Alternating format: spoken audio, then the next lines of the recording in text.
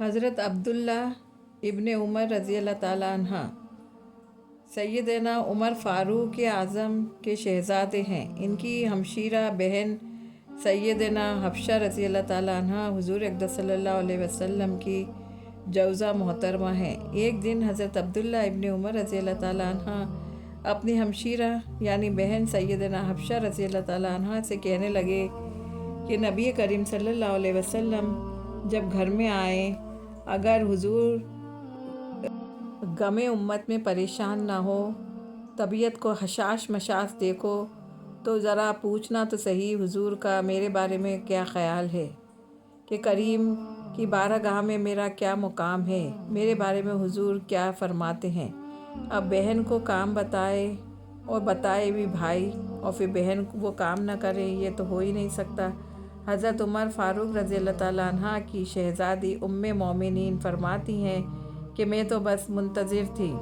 انہوں نے فرمایا تھا کہ اگر تم حشاش پشاش دیکھو تو بات کرنا، لیکن جب حضور تشریف لائے، میری باری تھی، میرے گھر تشریف لائے، کھانا پیش کیا تو فوراً میں نے پیش کیا کہ حضور ایک بات پوچھنی تھی۔ حضور نے فرمایا پوچھیے۔ میں نے فرمایا حضور میرے بھائی عبداللہ ابن عمر کے بارے میں آپ کا کیا خیال ہے؟ تو سیدنا فرماتی ہیں کہ حضور صلی اللہ علیہ وسلم مسکرائے، فرمایا حفصہ تیرا بھائی ہے تو اچھا، لیکن میں نے سنا ہے کہ عشاء کی نماز پڑھتا ہے تو فجر تک سوتا ہی رہتا ہے۔ حضور فرماتے ہیں کہ اسے چاہیے کہ تہجد کے وقت اٹھا کرے۔ یہ واقعہ حضرت عمر رضی اللہ تعالیٰ عنہ کے بیٹے حضرت عبداللہ رضی اللہ تعالیٰ عنہ کا ہے، جو حضور اقدس صلی اللہ علیہ وسلم کی بیوی حفصہ کے بھائی تھے۔ تو حضور صلی اللہ علیہ وسلم فرماتے ہیں تیرا بھائی فجر تک سوتا رہتا ہے، اسے چاہیے کہ وہ تہجد کے وقت اٹھا کرے، اللہ کی بارگاہ میں حاضر ہوا کرے، سجدے کرے، عبادت کرے۔ اٹھنا ہے وہ بھی فجر میں جا کر اٹھتا ہے۔ حضرت بی بی حفصہ کہتی ہیں میں نے حضرت عبداللہ ابن عمر رضی اللہ تعالیٰ عنہ کو پیغام دیا کہ میں نے کہا میرے جوان بھائی سن، نبی پاک نے فرمایا عبداللہ ہے تو اچھا پر تہجد میں نہیں اٹھتا، نفل نہیں پڑھتا۔ پیارے بھائی بہنوں، تہجد میں پڑھنے کا مزہ ہی کچھ اور ہے۔ جب ساری دنیا سوئی ہو اور بستر بھی گرم ہو، نیند بھی پورا غلبہ کر رہی ہو، اور اچانک دماغ میں گھنٹی بجے، آنکھیں کھلی، گھڑی پر نظر پڑے 3:30 یا 4 بجے کا ٹائم گھڑی بتا رہی ہو، اور کوئی چڑھتی جوانی والا اٹھ کر وضو کرے، اور جب وہ مصلی کھول کر بچھائے تو رب ہر نماز پر ثواب تو دیتا ہی ہے، لیکن وہ تہجد پڑھے اسے دیکھ کر رب مسکراتا ہے، جو اس کی شان کے لائق ہے۔ وہ مسکراتا ہے، خوش ہوتا ہے کہ میرا بندہ تہجد میں اٹھ گیا، کاش ہماری صبح کبھی اپنے مالک کے نام ہو جائے۔ تہجد سب سے اونچی منزل ہے۔ رات کا آخری پہر اللہ کے قرب کا دروازہ ہے۔ یہ وہ وقت ہے جب آسمان کے دروازے کھول دیے جاتے ہیں اور رحمتیں زمین پر اترتی ہیں۔ رمضان میں یہ وقت اور بھی قیمتی ہو جاتا ہے، کیونکہ اس مہینے نیکی کئی گنا بڑھ جاتی ہیں۔ قرآن پاک ہمیں بتاتا ہے کہ رات کی عبادت دل پر زیادہ اثر رکھتی ہے۔ رات کی خاموشی میں انسان اپنے رب کے زیادہ قریب ہوتا ہے۔ جب ساری دنیا سو جاتی ہے اور ایک بندہ اٹھ کر اللہ کے سامنے کھڑا ہوتا ہے تو یہ منظر فرشتوں کو بھی حیران کر دیتا ہے۔ تہجد پڑھنے والا کبھی خالی نہیں رہتا، یا تو اس کے گناہ معاف کر دیے جاتے ہیں، یا اس کی دعائیں قبول ہو جاتی ہیں، یا اس کے دل کو ایسا سکون دیا جاتا ہے جو دنیا کی کوئی چیز نہیں دے سکتی۔ مومنوں، رمضان میں تہجد ایک خاص پیغام لے کر آتی ہے۔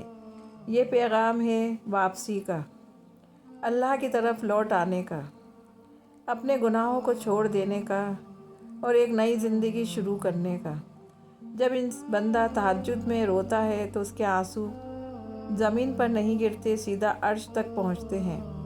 اللہ بندے سے فرماتا ہے کہ مانگ کیا مانگنا ہے۔ یہ لمحہ وہ لمحہ ہے جہاں تقدیریں بدلتی ہیں۔ جس دل میں تہجد کی محبت پیدا ہو جائے، سمجھ لو اللہ نے اسے اپنے لیے چن لیا ہے۔ یہ انتخاب ہر کسی کو نصیب نہیں ہوتا۔ یہ خاص دعوت ہے جو خوش نصیبوں کو ملتی ہے۔ رمضان میں انسان جب تہجد کے لیے اٹھتا ہے تو اس کا نفس کمزور ہو جاتا ہے اور روح طاقتور ہو جاتی ہے۔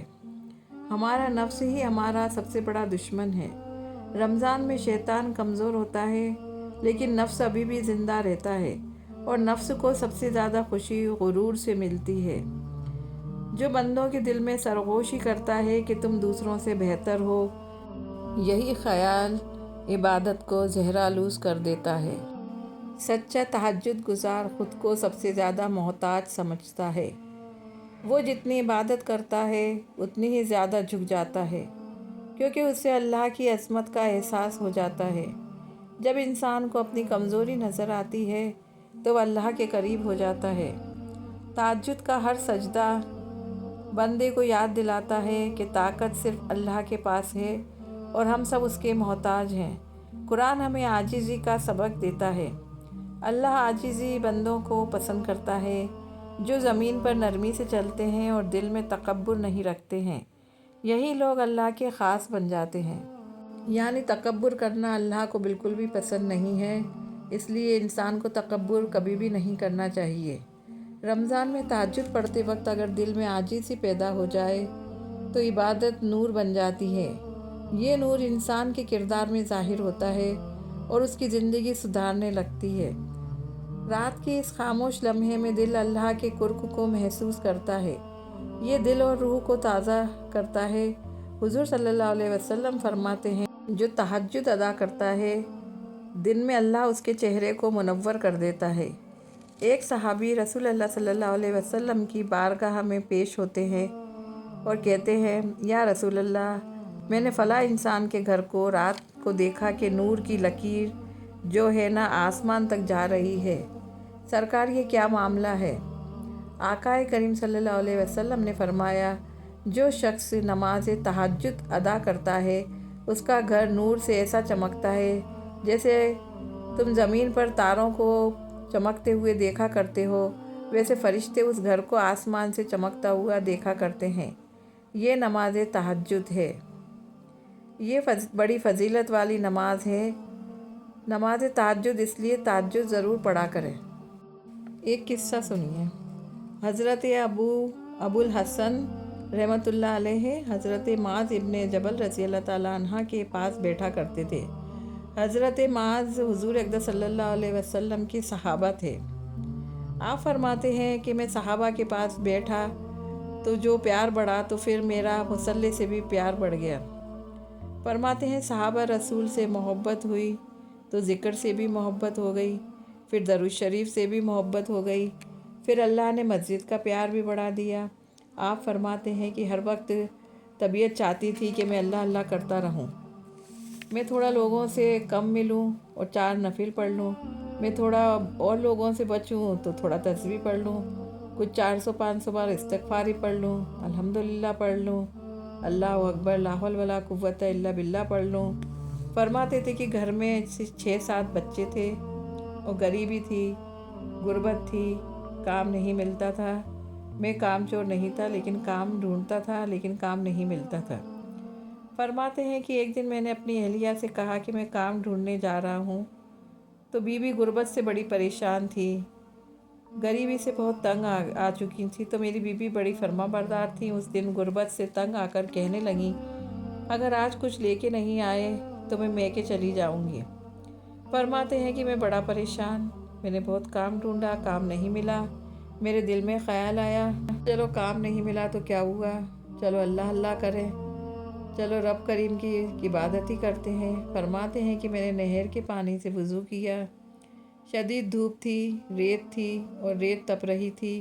میں نے اپنا رومال وہی مصلی کے طور پر بچھا لیا اور فرماتے ہیں کہ ظہر سے لے کر عصر تک نماز پڑھی۔ دھوپ بھی پورے زور پہ تھی پر میرے سجدوں کا ذوق بھی پورے زور پر تھا۔ فرماتے ہیں کہ سورج بھی چمک رہا ہے اور رب کی عبادت کے سجدے کے ذوق بھی پورے زور پہ ہے۔ میں سجدہ کروں تو سر اٹھانے کو جی نہیں چاہے۔ فرماتے ہیں کہ عصر تک میں نے نماز پڑھی، دل ڈھلنے لگا، پھر میں وہاں سے چلا۔ جب میں وہاں سے نکلنے لگا تو دل میں خیال آیا کہ چھوٹی چھوٹی دیواروں کا گھر ہے، बगैर कुछ लिए जाऊंगा तो बीबी दूर से ही देखेगी और शोर करेगी कि फिर खाली हाथ आ गए। तो कहने लगे कि मैंने उस रुमाल में जिसमें मैंने नमाज़ पढ़ी थी उसी में मैंने कुछ रेत भर ली कि दूर से वो कम से कम देखेगी तो समझेगी कि कुछ लेकर आए हैं, और घर जाकर धीरे से बता दूंगा कि आज कुछ मजदूरी नहीं मिली। कहते हैं कि जब वो रेत लेकर जब मैं घर में चला तो मैं घर के अंदर दाखिल हुआ, सलाम लिया और रेत का सामान रुमाल मैंने एक तरफ रख दिया और मैंने आवाज़ दी कि अजी भली मानस कहाँ हो। वो कहने लगी कि आप हाथ मुंह धो लें, मैं रोटी लेकर आ रही हूँ। फरमाते हैं मैंने कहा रोटी कहाँ से आ गई, यहाँ तो कई दिनों से फाके हैं, कई दिनों से गुर्बत है, इस घर में तो फ़कीरी है। फरमाते हैं कि वो रोटी लेकर आई और उस वक्त की मौजूदा नियामतें थी, जैसे सलाद अचार सब साथ में लाई थी। कहा कि बच्चे कहाँ गए। कहने लगी वो खाना खा के खेलने चले गए हैं। सबने खाना खा लिया, आप भी खाना खा लीजिए। और वो खाना सजा कर लाए। खाना दस्तरखान पर सजा था। मैंने सारी नियामतें दस्तरखान पर देखी तो बीबी से पूछा कि ये कहाँ से आया। कहने लगी पता नहीं, आज आप किस करीम की मजदूरी करने चले गए थे। घर में इतनी नियामतें आई हैं कि मुझसे संभाल ही नहीं जा रही। इतना अनाज, इतना गंदम, किस करीम के दरवाजे आज आप चले गए थे काम करने। इतना कहकर वो उठी और कहने लगी पहले ही बड़ा कुछ आ गया, आप ये और कहाँ से ले आए। जाकर मैं उसने जो रेत वाला रुमाल खोला, कहने लगे मैं तो रेत लेकर आया था, मेरे रब ने उसे भी सोना और हीरे बना दिया। हुजूर अक़दस सल्लल्लाहु अलैहि वसल्लम ने फरमाया अपने दुख लोगों के सामने बयान ना करो, तुम अपने दुख अपने रब को बताओ। तुम दुआ मांगो तो उसकी बारगाह में अर्ज़ कर, फरमाया तू अपने दुख अपने रब को बता, वो जल्दी करे या देर करे तुझे किसी का मोहताज नहीं रहने देगा। एक बुज़ुर्ग फरमाते हैं मैंने दुआओं का तरीक़ा अपनी बीबी से सीखा। फरमाते हैं हज़रत वो किस तरह। तो फरमाया कि बीबी ने पैसे के लिए कहा, मैंने कहा अभी नहीं है।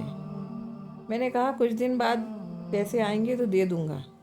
2-4 दिन बाद फिर उसने कहा कि कुछ पैसे हो तो दे दो। मैंने कहा अभी नहीं, अभी मेरे पास पैसे नहीं हैं, कुछ दिन बाद मिलेंगे तो मैं दे दूंगा। कुछ दिन बाद फिर उसने कहा हुजूर वो पैसे मैंने कहे थे वो आपने अभी तक नहीं दिए।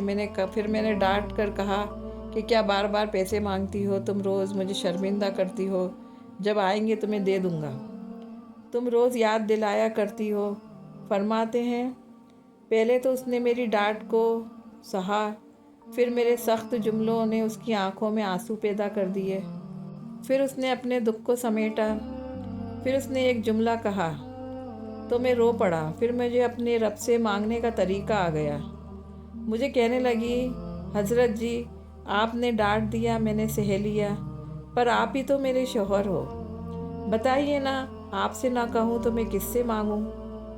फरमाती हैं मैं रो पड़ा और मैं ख़ुद को खुल के रोया, मैं तड़प के रोया। फिर मेरी सिसकियाँ बंद गईं। वो मुझे कहने लगी आपको क्या हुआ। मैंने कहा मुझे भी दुआ मांगनी आ गई। जब मैं कहूँगा अल्लाह तू ही मेरा रब है, तुझसे ना कहूँ तो मैं किससे कहूँ, तुझसे नहीं मांगूँ तो मैं किससे मांगूँ। मैं क्यों किसी दुनियादार से कहूँ कि मेरे रब का वसीला लेकर तेरी बारगाह में आया हूँ, तुझसे ना मांगूँ तो मैं किससे मांगूँ। समझ आ गई। जब मैं इस रंग में मांगूँगा तो मेरा रब मेरे ऊपर बड़ा ही फजल फरमाएगा, मेरे ऊपर बड़ी रहमत करेगा। प्यारे भाई बहनों, जब इंसान का रिश्ता अपने रब के साथ होता है तो फिर तो गम और परेशानियां भी कुछ नहीं कहते। फिर तो ज़िंदगी सब्र वाली, फिर तो ज़िंदगी भरोसे वाली। फिर इंसान की उम्मीदें इंसानों से ख़त्म हो जाती हैं, फिर वो उम्मीदें रब से लगा लेता है, मजबूत हो जाता है। हम रमज़ान का पाक महीना है, रहमत वाला महीना है। एक एक लम्हा कीमती है। एक एक लम्हे को हम अपने रब की इबादत में गुजार दें। रोज़ा रखें, फ़र्ज़ नमाज़ पढ़ें, नफिल नमाज़ पढ़ें, तहज्जुद की नमाज़ पढ़ें, कुरान शरीफ की तिलावत करें, ذکر الہی کریں اور اللہ سے بھر بھر کے دعائیں مانگیں اللہ پاک کی بارگاہ میں۔ اللہ بہت رحم دل ہے، اللہ بہت کرم والا ہے۔ ہم اپنی مغفرت کی دعا مانگیں، ایمان کی سلامتی کی دعا مانگیں، آخری وقت کلمہ نصیب ہو، پل صراط کا راستہ پار کرنے میں آسانی ہو، روز حشر کے دن ہمارے نیکیوں کا پلڑا بھاری ہو۔ اللہ اپنے سوا کسی کا محتاج نہ کرے، ہمارے سارے اگلے پچھلے گناہوں کو معاف کر دے، قضا نمازوں کو معاف کر دے، قضا روزوں کو معاف کر دے اور عبادت کرنے کی توفیق عطا فرما۔